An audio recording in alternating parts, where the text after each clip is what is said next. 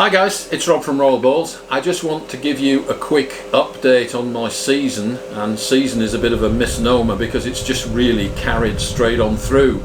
I've been pairing snakes from the end of last year and continued to pair, so I'll give you an update on what pairings are coming up. I've had a couple of new ovulations and I'll show you those snakes too, but I also, because of some of the free roaming that I've been doing, have noticed some behaviours in my males that I haven't actually seen before.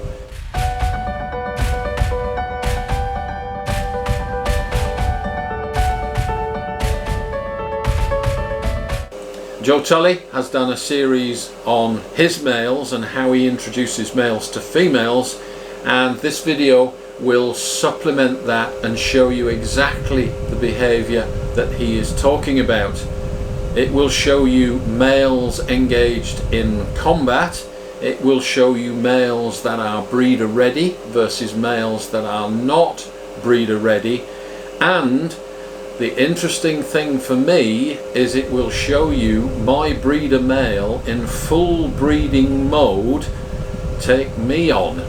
It tries to dominate me and make me go away. It does not treat me as its keeper, it treats me as another competing male. We all know that in nature males compete for females. The winner gets the spoils and the loser creeps away with his tail between his legs. In this case it's a snake, so it can't really creep away with its tail between its legs, but you get the idea. The winner gets the spoils, and it's quite clear that my breeder male snake wanted to take me on as a competitor, and I fear that if we do not recognize this behavior and respect this behavior, it's very easy to unintentionally kick the snake's ass.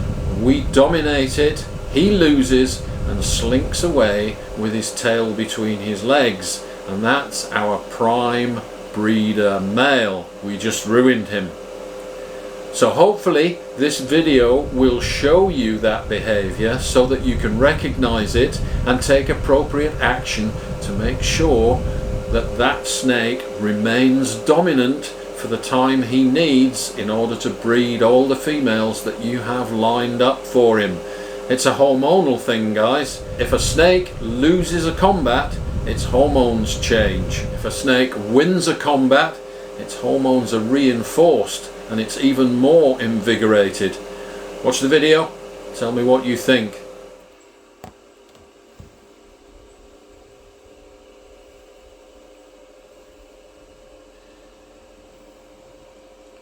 So I do have two locks at the moment. These are the last pairings for this month, just catching up due to shedding and stuff.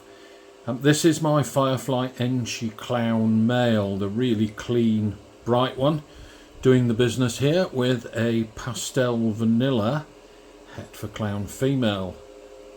So this gives us a shot at vanilla scream clowns. And it's this boy's first season.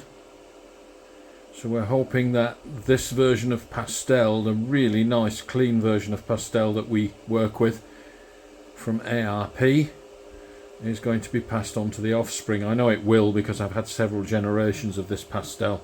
So you can see the female at the back there.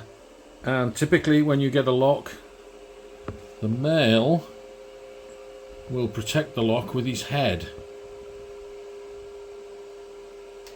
So there you see that one. And a second pairing here. You can see the male in the dominant position on the top. And you see the lock here. This is a Pastave Vanilla Spot Nose female to an OD Yellow Belly Clown male. So this is an incomplete dominant pairing. Loads of genes at play here.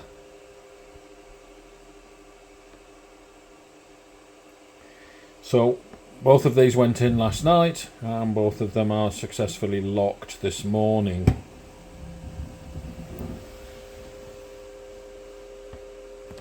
I'm often asked, when do you stop a pairing?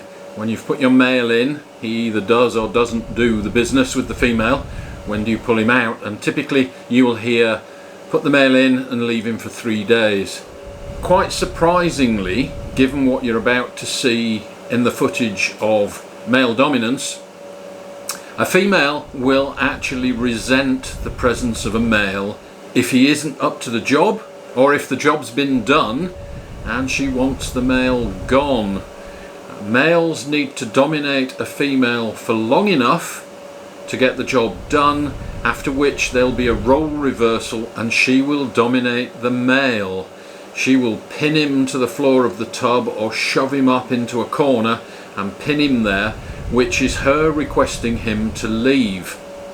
And of course, in a tub they can't, so it's up to us to rescue them. I have a short clip here of a pairing that failed before it even started. It's a young male, and he did successfully mate with this female later in the season, because this is the female that I showed is already gravid, and the female is pinning him to the floor of the tub, and I had to rescue him within an hour or two of him going into the tub. If the pairing is successful, often you will see a visible lock. When they unlock, you will often see the female pinning the male. Rescue your male when that happens. Do not leave him in the tub, because he will suffer a great deal of stress. If you want your male to continue eating and to continue breeding, rescue him from the tub as soon as the pairing is finished. Let's take a look. Okay guys, so this is a first time male. He's very small, 700 grams, and I stuck him in earlier this evening to this massive girl here. He is a blackhead het lavender, and this is a het lavender female, and whilst this guy is quite young, I did want to give him a try to see whether we could actually get a lock from him. But you can see what's happened here. The big female is not impressed. She has pinned the male to the floor of the tub. He is not dominant at all, which he needs to be if he's going to successfully mate with this girl. So this male probably needs to come out. This pairing is not going to go any further. The female is not interested, and he is not dominating, and leaving him in much longer than this will only serve to stress him out and make it more difficult to get locks from him in the future. So that's something to watch out for with any males, actually, not just a small first time male, but any male. If the female pins him to the floor of the tub or pins him to the side or back of the tub, it's time for that male to get out of there. This male is not dominating the female and will not mate with her. So he's been in a few hours, and I can already see this pairing is not working out very well. I do have 2 gravid females. This albino clown ovulated about 10 days ago. She's now going into shed, but she's doing the typical gravid female thing and just hiding under the newspaper. And so this is a possible double het albino clown paired to a banana clown het albino male. This is my second pairing with a pair of possible double het females. The first female proved out het for clown but not albino, so I'm hoping this girl proves out for both. And in the big tub at the bottom here, there's another female that's already ovulated. This is a pastel het lavender, a proven het lavender. She's given me visuals before, and this year she's been paired to a blackhead enchi het lavender, so it's a het to het pairing. She's a big girl, so probably a big clutch of eggs, so hopefully we'll get some nice lavenders out of it. The ones that are non-visual will only be 66% pos het lavenders. It's a het to het pairing, but there's a good chance that we can spot which one's a het visually, because het lavenders tend to be much brighter than the non-het. So we'll see when we get the clutch. Hopefully some nice lavenders, and we should be able to tell which ones are the hets and which ones not. I do have some females which are being paired at the moment. This is a vanilla pastave again paired to the Orange Dream yellow belly male. And you can see that this girl is quite chunky. I'm hoping that she ovulates soon.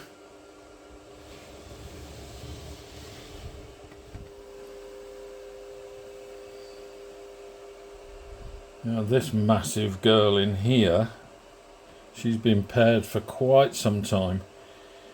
Clearly building. I'm hoping that she ovulates soon. She is a pastel vanilla spot nose yellow belly het for clown female, and she's been paired to Iron Man Light, who is a leopard Enchi Orange Dream clown.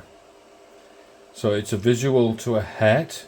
This girl has thrown some awesome quality spot nose combos, but this pairing should give some fantastic combinations.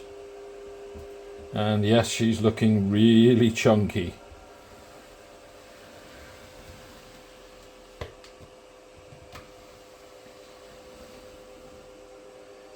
Killer Clown female, super pastel clown.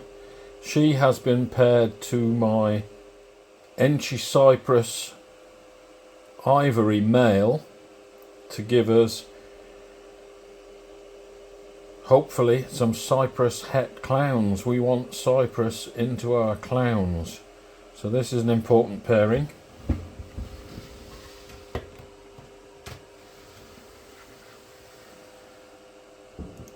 This big girl here,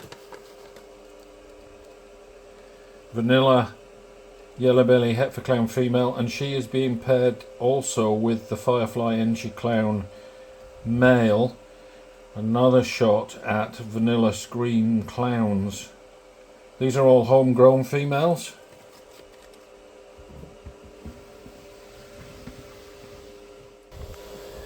I have a lot of highly reactive males at the moment. This guy has been out free roaming. He wanted to come out this morning, but just look at how sensitive he is to touch. Highly reactive to any sort of touch.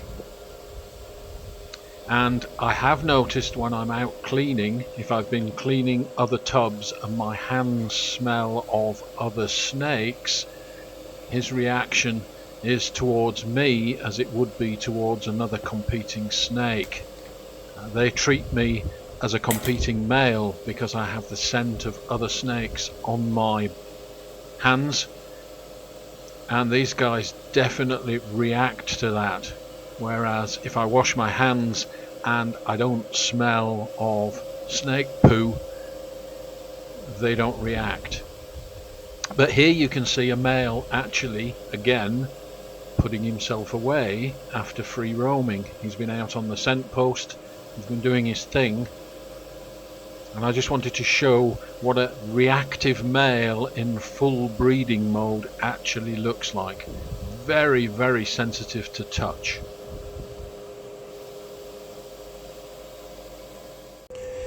And here is Iron Man Light, guys. He is also in full breeder mode. Just watch when I touch him.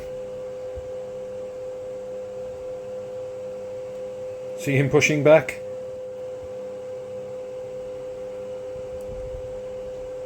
Very reactive to touch at the moment. So this is a male who is in prime breeding mode, and I could almost guarantee if I put him in with a female right now he would lock.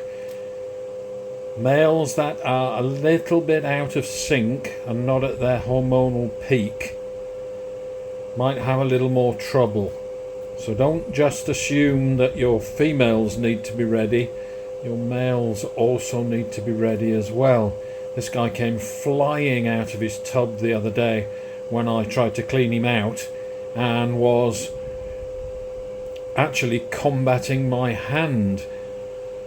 He was trying to assume dominance and gain a height advantage over my arm and try to pin it down.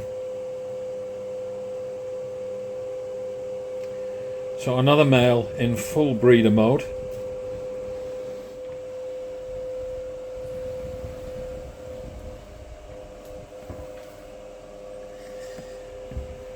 Enchi clown male.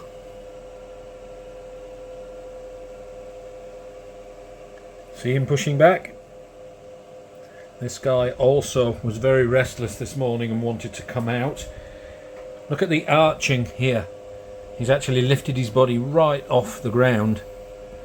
So if I press down on him, he will arch his back and push me back.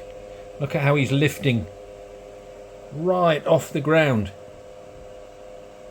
Snake combat in action. This is another breeder male in prime condition for pairing with a female, as opposed to this male who isn't being paired. And if I touch this guy,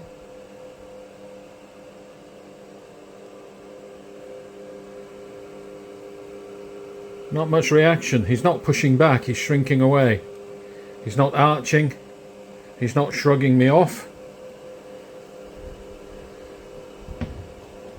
This boy is not in prime breeding condition. We may struggle to get a lock out of this boy if we were actually using him for breeding.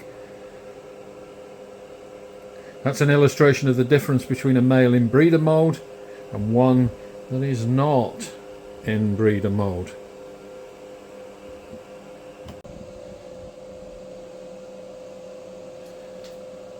This behaviour on the IKEA paper rack should now be very familiar to most of my viewers. Something the snakes do all the time. This is not just coincidence. It's not just an opportunity to exercise. The snakes are actually engaging in a particular activity when they're doing this. This is very structured behaviour. It is not random. There's a purpose to this.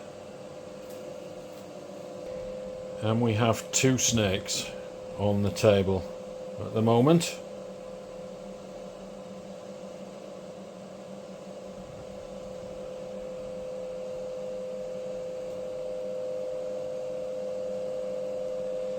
And they are indeed very aware of each other's presence.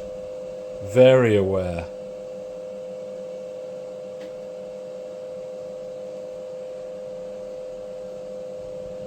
All of you guys that want to desensitize your snakes to handling because they flinch too much when you pick them up, have a look at these two guys.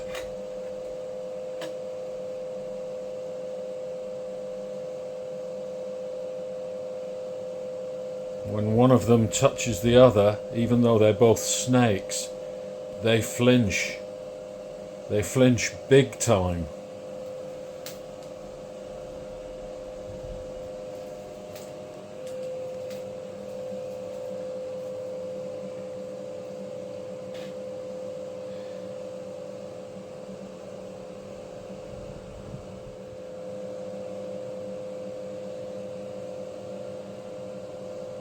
And generally speaking, these snakes would avoid conflict by sorting out their differences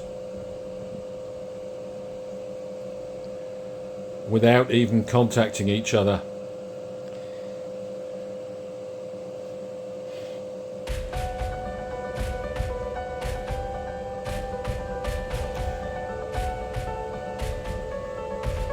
You notice how elevation in snakes is critical to the interaction and the encounter. The idea is to get above your opponent. If you are higher than him, you are dominant. If you can pin your opponent, you have won.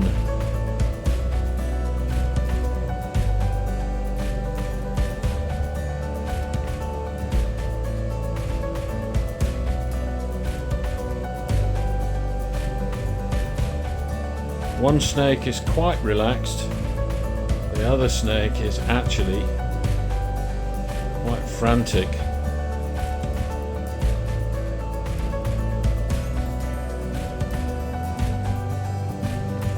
You can see it in the body language.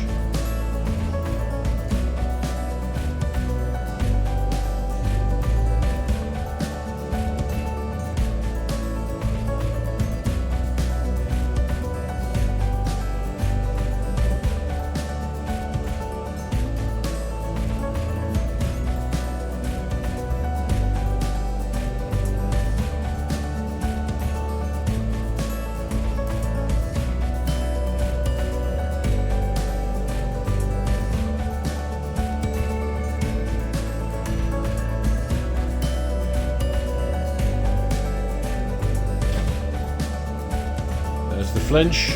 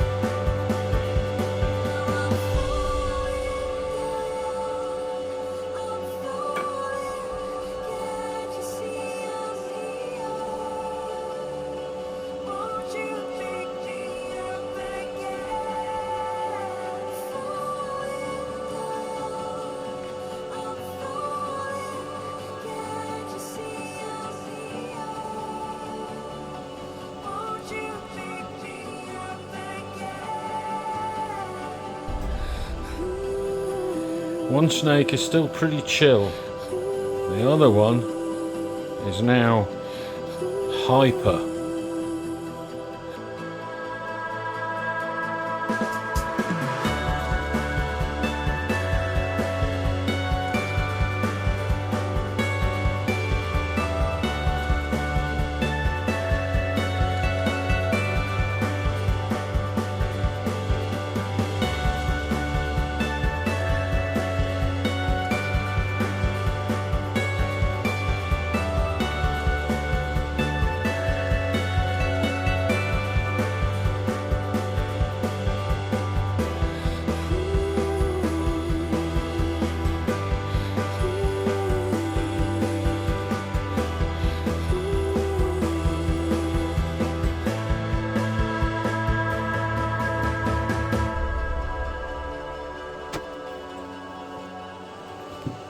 This guy here is now getting quite agitated.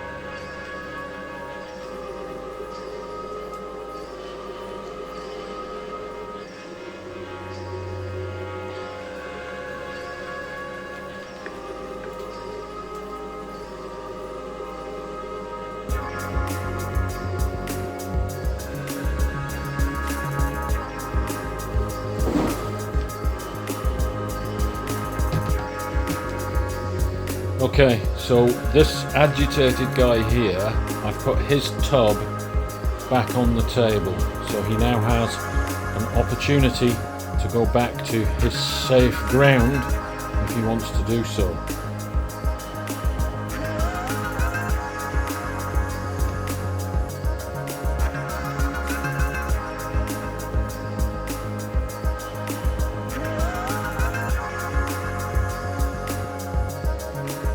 Wow, this guy really is getting agitated. He's getting very upset.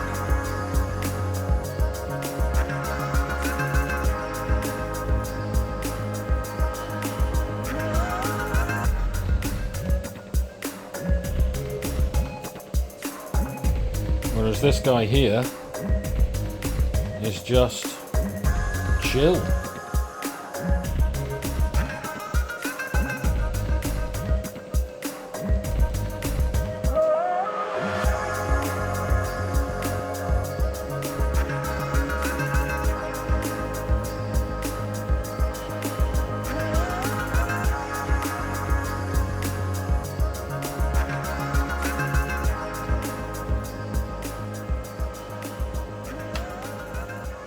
Wow. So the other snake I put away because it was getting very agitated, and this guy has remained chill throughout the whole thing. Exactly the same thing happened in the previous double roaming that I did. One snake of the pair was dominant, the larger one. And look at this again, guys. Going back to its own tub all by itself. I bridged the gap for the snake. It took the opportunity to go home. This snake is pretty chill, not stressed, and he's going home. Now he's finished his free roaming.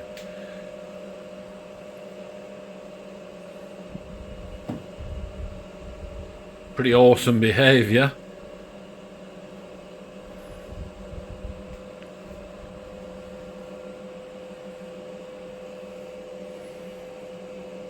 And I just want to encourage him to go back in because I want to show you the difference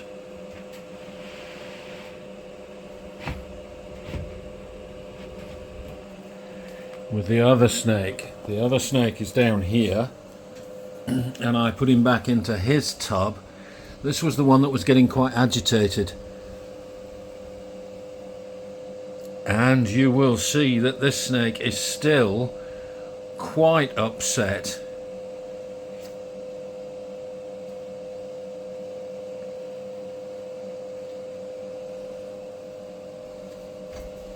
He's bucking stuff in his tub, pushing stuff to one side, still quite agitated.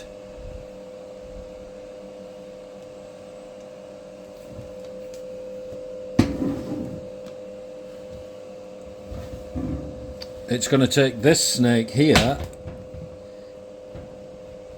after this encounter, I would guess this snake is going to be unsettled for quite a few hours.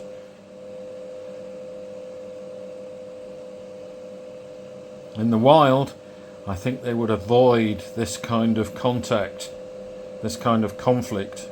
Alright guys, I hope you found that interesting. An update on my season and some awesome breeder male behaviour. I have never seen it quite so clearly demonstrated as that Enchi Clown male out on the table here. Neutral ground of course, but his hormones were controlling his behaviour completely. The other male was not in breeder condition. I'd already noticed that he was not reactive to touch. Almost completely ignored the other snake. He was having none of it and basically just ignored. He did not rise to the challenge, but by the same token, that also means he's not going to get any females. Competition for females, whether it's through physical combat or whether it's through scent, pheromones and hormones in the air, is essential to the breeding process of our ball pythons. Don't underestimate how much your snakes know about each other, even from inside their tubs. I have one other comment to add about this footage, guys. Remember that these are tub-reared snakes, and the narrative is that these are stunted, inhibited, forget how to behave like snakes. The behaviour you observed is fairly complex mating behaviour. Social hierarchies being established and actual physical combat driven by hormones within our snakes. This is all innate behaviour. They do not forget how to be snakes. You can expect all your males to behave at some stage in the breeding season the way that these males behave in the video.